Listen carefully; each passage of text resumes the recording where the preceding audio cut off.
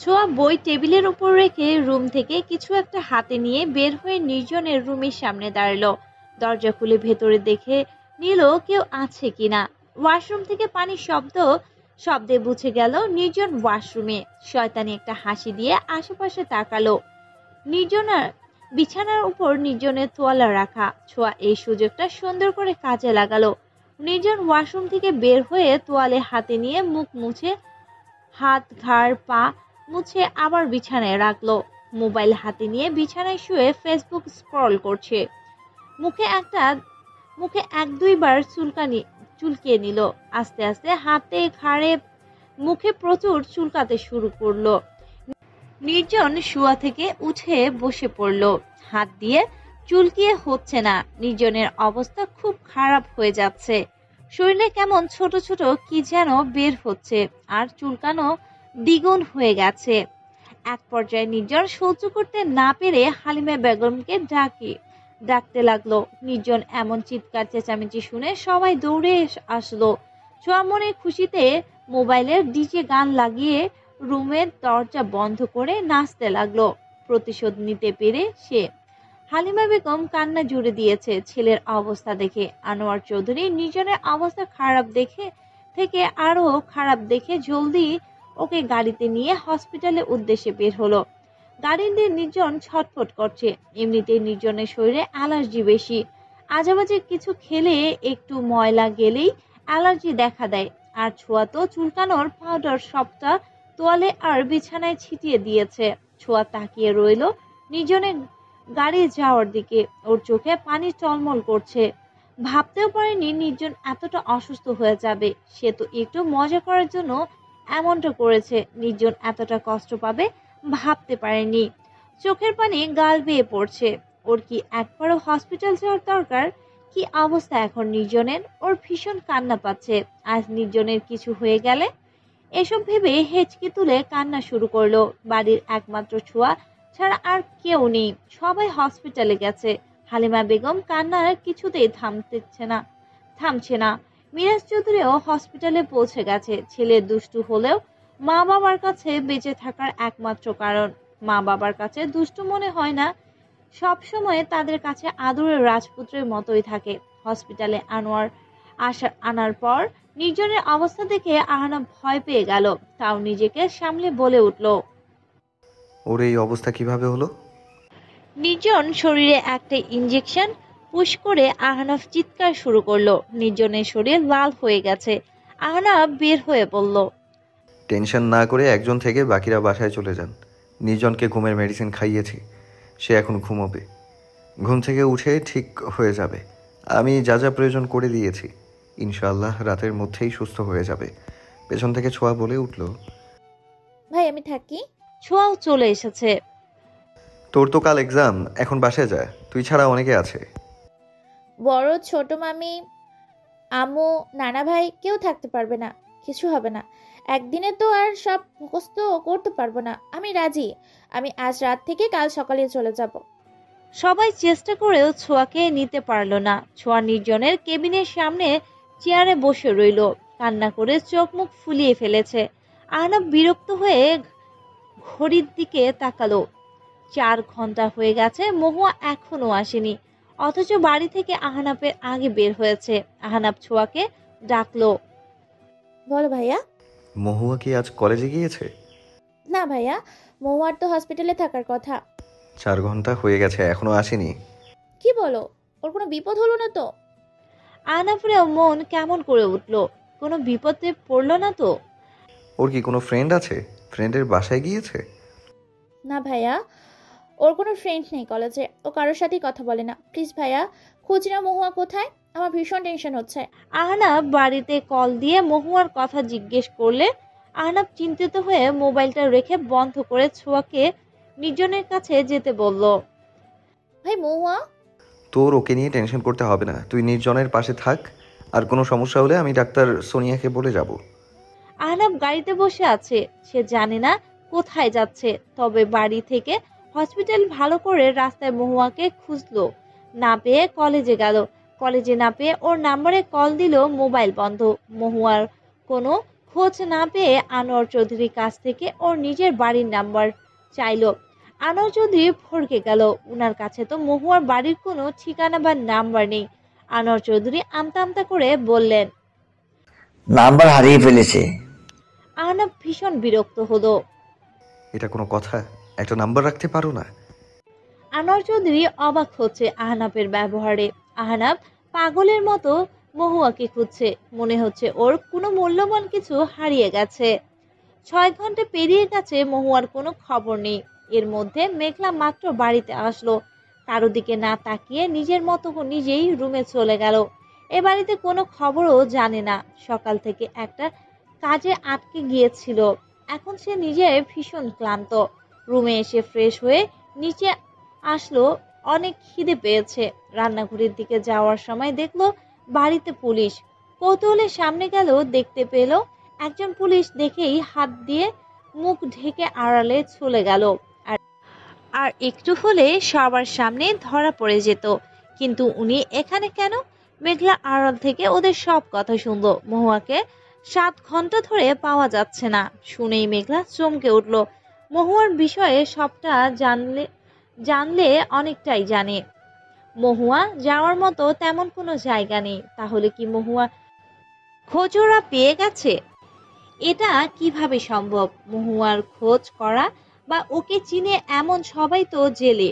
ফুলবানু আর ওর দলবল সবাই জেলে। তাহলে মহুয়াকে নিল কে? অবশ্য মহুয়া নিজেও জানে না ওরা যে জেলে এখন। মেঘলা দেরি না করে নিজের রুমে চলে গেল। শার্ট প্যান্ট, মুখে মাস্ক, মাথায় ক্যাপ পরে বাড়ির পেছনের দরজা দিয়ে বের হয়ে গেল। বাড়ির সবাই খুব চিন্তিত মহুয়াকে নিয়ে। এতক্ষণ নির্জনের নিয়ে চিন্তিত ছিল, আর এখন মহুয়াকে নিয়ে। আহনাফ রাস্তায় মহুয়ার জুতা দেখে হাতে নেয়। এখানে জুতা কেন? এটা তো মহুয়ার। আহনাফ আশেপাশে তাকায়, রাস্তার পাশে সিসিটিভি আছে কিনা। সিসিটিভি অফিসে গিয়ে চেক করে দেখতে পায় কয়েকজন ছেলে জোর করে মহুয়াকে কালো একটা গাড়িতে করে নিয়ে যাচ্ছে। গাড়ির নম্বর এবং লাস্ট লোকেশন দেখে আহনাফ নিজের গাড়ি নিয়ে বেরিয়ে পড়লো। সাথে পুলিশদের কল করে দিয়ে লোকেশন জানিয়ে দেয়। আহনাফ গাড়ি থেকে নেমে একটা অন্ধকার গলিতে ঢুকে পড়লো। সন্ধ্যা হয়ে গেছে। সেই সকাল 8টায় মহুয়া কিডন্যাপ হয়েছে, আর এখন বাজে সন্ধ্যা 7টা। অন্ধকার গলি একটু হাতড়েতে আলো দেখা মিলল।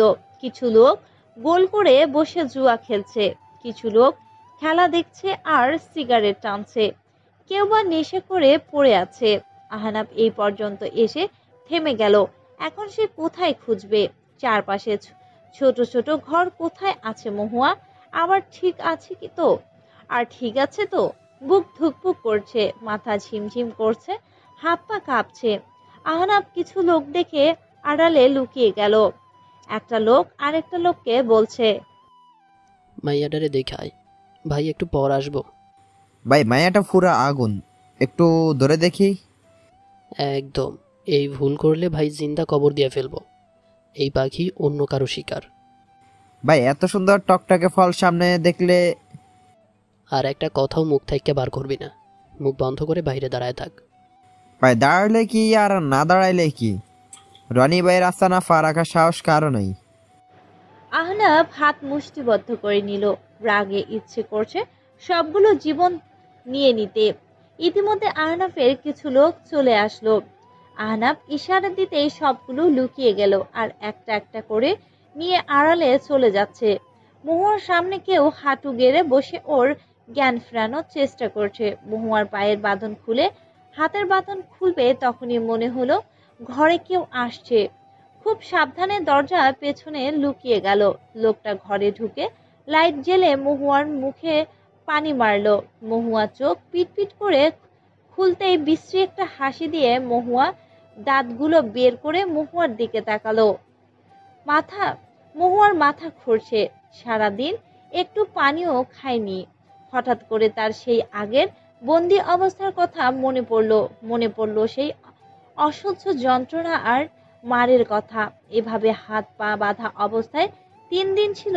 এক ফোঁটা পানির জন্য কত কাতরেছে। এইসব মনে হতেই শরীরে কাঁপন লাগলো।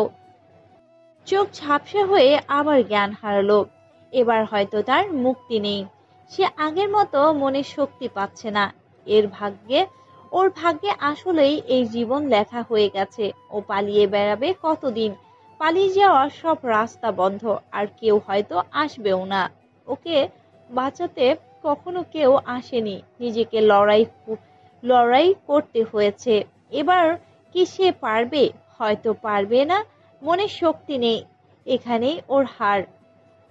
লোকটা মহুয়াকে আবার জ্ঞান হারাতে দেখে বিরক্ত হলো। প্রতি সপ্তাহে এভাবে 5 থেকে 7 জন মাইয়া এমনে তুললে আনে, তবে এবার মেয়েটা মনে হয় বেশি গুরুত্ব দেওয়া হইতেছে, কারণ এই মাইয়ারে বড় বসের কাছে পাঠানো হইব। বলে মুখে বিরক্তির ছাপ এনে লোকটা মহুয়ার দিকে তাকিয়ে পেছনে ফিরতে কেউ ওর মুখে স্প্রে মারে। এটা অজ্ঞান হওয়ার স্প্রে ছিল। লোকটার সাথে সাথে অজ্ঞান হয়ে যায়। এখানে আসার সময় 10 জনের অজ্ঞান করে এসেছে। মহুয়ার মুখে পানি দিয়ে জ্ঞান ফিরাতে চেষ্টা করলো। মহুয়া ঝাপসা চোখে তাকালো। সে অজ্ঞান হয়নি, তখন শুধু ক্লান্ত শরীরের চোখ বন্ধ করে নিয়েছিল। মহুয়ার হাতের বাঁধন খুলে হাত ধরে বাহিরে নিয়ে আসতে নিলে মহুয়া হাত ধরা ব্যক্তির দিকে তাকালো। সারা শরীর ঢাকা, চোখ ও ক্যাপের কারণে ঢেকে আছে। কে এই আগন্তুক? ওকে কোথায় নিয়ে যাচ্ছে? মহুয়ার চোখ গেল কোমরের দিকে। পকেট থেকে একটা কার্ড অর্ধেক বের হয়ে আছে। সেখানে লেখা সিআইডি। এর একটু নিচে নামের পাশে লেখা মেঘ। আর কিছু পড়ার আগেই পায়ের শব্দ পেয়ে মহুয়াকে ধাক্কা দিয়ে বসিয়ে ব্যক্তিটি লুটিয়ে গেল। মহুয়ার ধাক্কায় ভীষণ ব্যথা ও পেয়েছে। তাও চোখের সামনে আলো দেখতে পাচ্ছে, মুক্তির পথ দেখতে পাচ্ছে। কেউ তো এসেছে ওকে বাঁচাতে। দরজা দিয়ে আর কেউ নয়, আহনাফ প্রবেশ করলো। দরজার ভেতরে এসে দাঁড়িয়ে গেল আহনাফ। মহুয়াকে দেখেই দ্রুত এসে বুকের সাথে শক্ত করে জড়িয়ে ধরলো। থমকে গেল মহুয়া। আহনাফ শান্ত হলো। বুকের ভেতর জ্বলতে থাকা আগুন নিভলো। মস্তিষ্ক ঠান্ডা হলো, কিন্তু মহুয়াকে ছাড়লো না। মহুয়া মনে হলো সে স্বপ্ন দেখছে। এখানে আহনাফ কিভাবে আসলো, আর এভাবে জড়িয়ে ধরলো কেন? বেশি কিছু ভাবতে পারলো না। তার আগে জ্ঞান হারিয়ে আহনাফের বুকের সাথে মিশে রইল। আজ থেকে তুমি আমার বাহুডোরে বন্দী হয়ে গেলে মেহুরানি। তোমার অতীত আর এই অন্ধকার জীবন থেকে খুব জলদি মুক্তি পাবে। শুধু সূর্যোদয়ের অপেক্ষা। মেঘলার মাথার চারপাশে ঘুরছে, তাও সে থামছে না।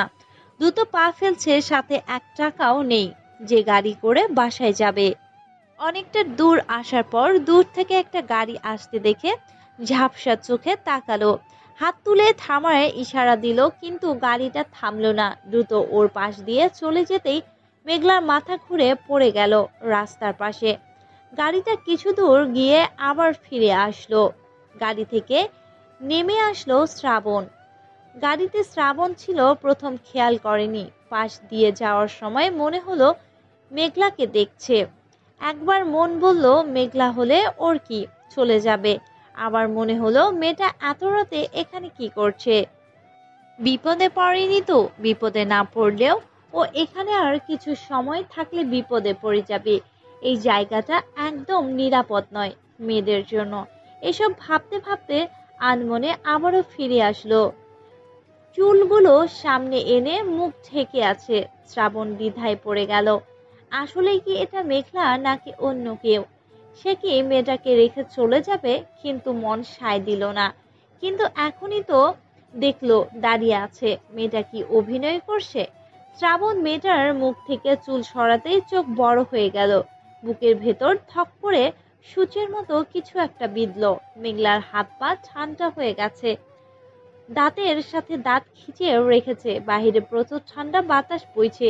এখনো বৃষ্টিও নামতে পারে। শ্রাবণ কোনো কিছু না ভেবে মেঘলাকে কোলে তুলে নিল। গাড়িতে বসিয়ে ড্রাইভিং সিটে নিজে বসলো। পাশে মেঘলা। দ্রুত গাড়ি স্টার্ট দিল হসপিটালের দিকে। বেশি সময় লাগলো না। পাশেই একটা হসপিটাল ছিল, সেখানে নিয়ে গেল। নির্জনে ঘুম ভাঙার পর থেকে দেখছে ছোঁয়া ফ্যাচ ফ্যাচ করে কাঁদছে আর নাক টানছে। নির্জন খুব ভালো করে জানে ও এর অবস্থার জন্য ছোঁয়া দায়ী। ছোঁয়া নির্জনের দিকে স্যুপ এগিয়ে দিল। নির্জন ওর দিকে না তাকিয়ে বলল, খাবো না, ছোঁয়া তাও চামচে স্যুপ নিয়ে ওর মুখের সামনে ধরলো। ফ্যাস করা বন্ধ কর। আমি মরে যাইনি যে তোর অভিনয় করতে হবে। আমার এত যত্নে চোখের পানি পড়ছে, আর তুই সান্ত্বনার জায়গায় বলতেছস আমি অভিনয় করি? যেটা সত্যি সেটাই বলেছি। এখন আমার সামনে থেকে যা। এখানে কেন তুই? আম্মু, ভাবি, পুপি, বড় আম্মু তারা কই? আমি তাদের বাড়িতে পাঠিয়ে দিয়েছি। গুড। আমি এখন বাসে যাব। একদম না, তুমি এখানেই থাকবে। আজ রাত থাকতেই হবে, আর চিকিৎসা বাকি। নির্জন একবারও ছোঁয়ার দিকে তাকায়নি। ছোঁয়া বুঝতে পেরেছে, নির্জন বুঝে গেছে ছোঁয়ার জন্য এই অবস্থা। সরি নিজন ভাইয়া। নির্জন উঠে নিজের শার্ট ঠিক করে মোবাইল হাতে নিল। তুমি কোথায় যাচ্ছ? চুপচাপ শুয়ে পড়ো, তোমার শরীর এখনো ঠিক হয়নি। ভাইয়া চলে আসবে এখনই। আমি ডাক্তার আপাকে ডাকছি, তোমার মেডিসিন খাওয়া বাকি। আমাকে নিয়ে তোর ভাবতে হবে না। নাকি এখানেও আমাকে মারার প্ল্যান কষে রেখেছিস? সেই জন্য আমাকে রাখার এত তাড়া? ছোঁয়া হেঁচকি তুলে কান্না শুরু করলো। আমার ভুল হয়ে গেছে ভাইয়া। নির্জন দরজা টেনে বের হয়ে যেতে নিলে ছোঁয়া পেছন থেকে শার্ট খামচে ধরলো। নির্জন থামলো, পেছনে না ফিরে বলল, শার্ট ছাড় সোয়া, আমার জরুরি কাজ আছে, যেতে হবে। ছোঁয়া হেঁচকি তুলতে তুলতে বলল, এত রাতে কিসের কাজ? কোথাও যাবে না তুমি? এমন ভাব করছিস যেন আমি মরে যাচ্ছি, নাকি সবাইকে বলে দিব সেই ভয় পাচ্ছিস? সবাইকে বোঝাতে চাচ্ছিস আমার প্রতি তোর ভালোবাসা ভীষণ গভীর। আমার জন্য তুই খুব চিন্তা করিস। ছোঁয়া মাথা নিচু করে রেখেছে। সে তো মজা করে এমনটা করেছিল। সে তো নির্জনকে এতটা কষ্ট দিতে চায়নি। এখনো নির্জনের শরীরে ছোট ছোট লাল লাল হয়ে আছে। শার্ট ছাড়। না। নির্জন বিরক্ত হয়ে পেছন ফিরল। ছোঁয়ার দিকে তাকাতেই বুকটা কেঁপে উঠল। কান্না করে চোখ মুখের কি অবস্থা করেছে। নির্জন নিজেও জানে ছোঁয়া মজা করে এমন করেছে।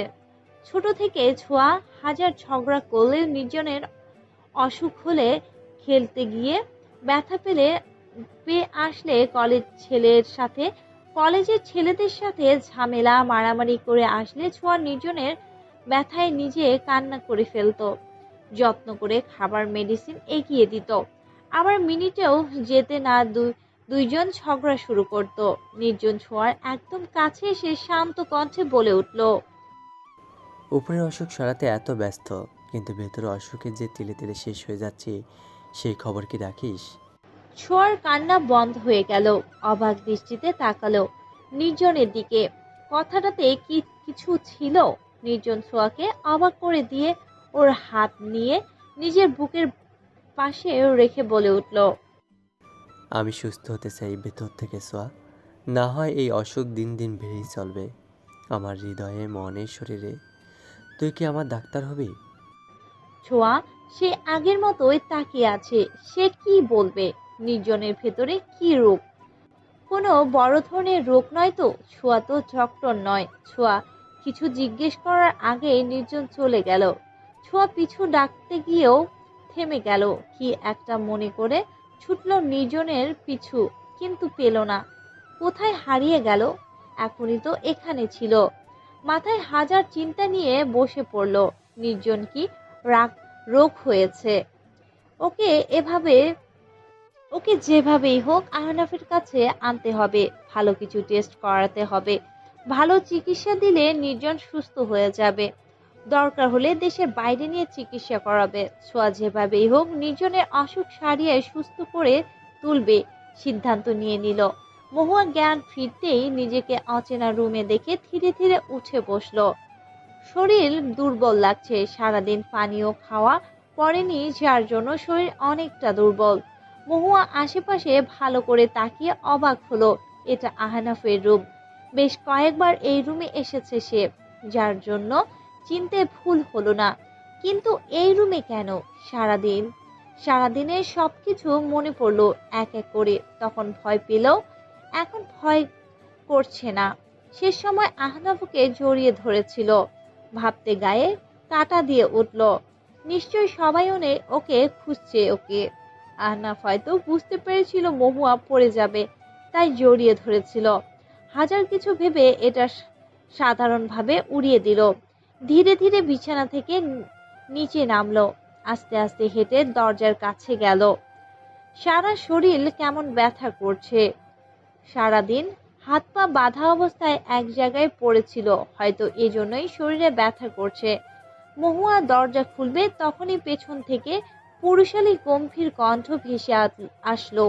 মহুয়া হাত থেমে গেল, গলা শুকিয়ে আসলো। আহনাফ কি বাড়িতে? উনার তো হসপিটালে এখন থাকার কথা। এই কণ্ঠ চিনতে সে ভুল করতে পারে না।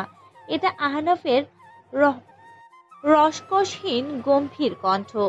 মহুয়া চুপচাপ পেছন ফিরতেই আহনাফ গম্ভীর কণ্ঠে বলে উঠল, চোরের মতো কোথায় যাচ্ছেন? মহুয়া মাথা নিচু করে বলে উঠল, চোরের মতো যাব কেন? আমি তো আমার রুমে যাচ্ছি। আপনার রুম? এই বাড়ির প্রতিটা রুম আমাদের। আপনি মেহমান, আপনাকে যখন যেই রুম দেয়া হবে সেই রুমেই থাকতে হবে। মহুয়া এখনো মাথা নিচু করে দাঁড়িয়ে আছে, এক হাতে মাথার ঘোমটা টেনে নিল। আহনাফ ভুল বলেনি, তবুও ধীর শান্ত কণ্ঠে বলে উঠল, আমি জানি এটা আপনাদের বাড়ি, রুমও আপনাদের। এখন তো একটা রুম আমাকে থাকতে দেওয়া হয়েছে, আমি সেখানেই যাচ্ছি। আহনাফ মহুয়ার দিকে তাকিয়ে আবার চোখ সরিয়ে নিল। মেয়েটার মুখটা কেমন সাদা হয়ে ফ্যাকাশে হয়ে গেছে, শরীরে মৃদু কাঁপছে। চুপচাপ বিছানায় এসে বসুন।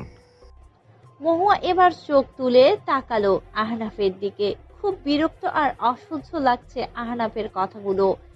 ওর এখন কিছু খাওয়া দরকার, সাথে বিশ্রাম। মহুয়া জানে শুধু আহনাফ নয়, এখন বাড়ির সবাই এক এক করে বিস্তারিত খুলে বলতে হবে কি হয়েছিল।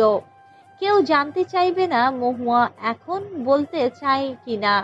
আহনাফ হয়তো এখনই আবার জিজ্ঞেস করবে কিভাবে ওখানে গেলে, ওরা কি কিছু করেছে, ওরা কেন ওকে নিয়ে গেল, আরো হয়তো অনেক কিছু। আহনাফ ওর এইসব ভাবনায় এক বালতি জল ঢেলে বলে উঠল, আপনাকে একটা কথা বারবার কেন বলতে হয়? মহুয়া নিজের ভাবনা থেকে বের হয়ে আহনাফের দিকে তাকালো। আপনি নিচ থেকে আসবেন নাকি করে করে আনতে হবে? যদিও আপনি অনেক ভারী, আমার হাত ব্যথা হয়ে গেছে আপনাকে কোলে নিয়ে। আপনার ওজন কত? আহনাফের কথা শুনে মহুয়া চোখ বড় করে তাকালো। আহনাফ নিজেকে কঠিন দেখাতে গিয়েও হেসে ফেলল। কি সুন্দর সেই হাসি! সুদর্শন পুরুষরা হাসলে বুঝি এতটাই সুন্দর লাগে? মহুয়া মুগ্ধ হয়ে সেই হাসি দেখল। শ্যামবর্ণ এক সুদর্শন পুরুষ, 6 ফুট লম্বা। সবচেয়ে আকর্ষণীয় হলো আহনাফের চুলগুলো। সিল্কি চুলগুলো কপালে এসে লেপ্টে আছে, সাথে হালকা চাপদাড়ি। চোখগুলো খুব সুন্দর। একটা পুরুষ এতটা সুন্দর হওয়ার একদমই উচিত নয়। পুরুষ মানুষ এতটা সুন্দর আকর্ষণীয় কেন হবে? তাকালে চোখ আটকে যায়, চোখ সরাতে গিয়েও থমকে যায় মহুয়া বারবার। আহনাফ মহুয়াকে ওর দিকে এভাবে তাকিয়ে থাকতে দেখে মুখে আবার আগের মতো গম্ভীর করে নেয়। আমি জানি আমি হ্যান্ডসাম, তাই বলে এভাবে তাকিয়ে থাকবেন না, আমার লজ্জা লাগে। আহনাফের কথাটা কানে যেতেই মহুয়ার ইচ্ছে করলো হু হু করে হেসে ফেলতে। মহুয়ার চোখ সরিয়ে বলে উঠল, আমি কিছু ভাবছিলাম, সেই জন্য খেয়াল ছিল না কোনো দিকে, কার দিকে তাকিয়ে আছি। হ্যাঁ, চুরি করতে গিয়ে ধরা পড়লে কত অজুহাত বের হয়। মহুয়া কিছু বলল না। সত্যি তো হ্যাবলার মতো তাকিয়েছিল, কতটা নির্লজ্জ হয়ে গেছে। দ্বিতীয়বার সে কখনো কারো প্রশংসা করবে না, আর না কারো প্রেমে পড়বে। সে অনেক আগেই প্রতিজ্ঞা করে নিয়েছে জীবনে আর যাই হোক ভালোবাসা নামক বিশ্বে পান করবে না, কখনোই না। মহুয়া রুমে বসে আছে। আহনাব রুম থেকে বের হয়েছে 10 মিনিট হয়ে গেছে। আমেনা বাবু হাতে খাবার নিয়ে মহুয়ার কাছে আসলো। খাবার দেখে খিদে যেন আরো বেড়ে গেল। আমিনা বেগম মহুয়াকে ফ্রেশ হয়ে আসতে বলল। মহুয়া ফ্রেশ হয়ে এসে বলল। মহুয়া খুশি হলো কেউ ওকে কিছু জিজ্ঞেস করলো না।